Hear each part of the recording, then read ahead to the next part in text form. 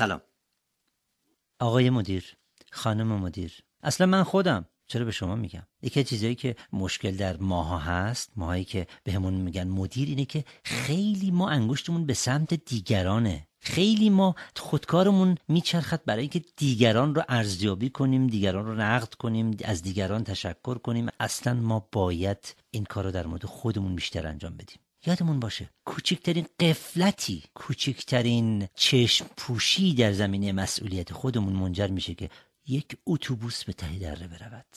راننده اتوبوسی که پشت فرمون نشسته نمیتونه بگه منم آدمم، حق دارم، الان دوست دارم یه چرت بخوابم، الان دوست دارم چیزی بنوشم، الان دوست دارم این کار رو انجام بدم. نه، اگه پشت فرمون نشستی، اگه به من پست مدیریت رو دادن، من حق چرت زدن ندارم. اگه بخوام چرت بزنم باید از پستم برم کنار.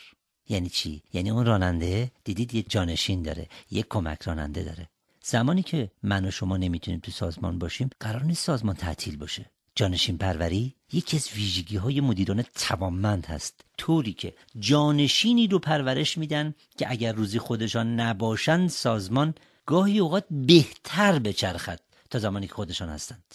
پس یادمون باشه حق چشم پوشی و غفلت نداریم، حق این که به خودمون فقط بپردازیم نداریم. من و شما رو گفتن مدیر برای اینکه یک مجموعه رو اداره کنیم. وظیفمون از یک راننده اتوبوس قطعاً بالاتره، چون اون راننده اتوبوس به تک تک افراد کاری نداره، میخواد این مجموعه رو برسونه، ولی من و شما به تک تک افراد باید بپردازیم.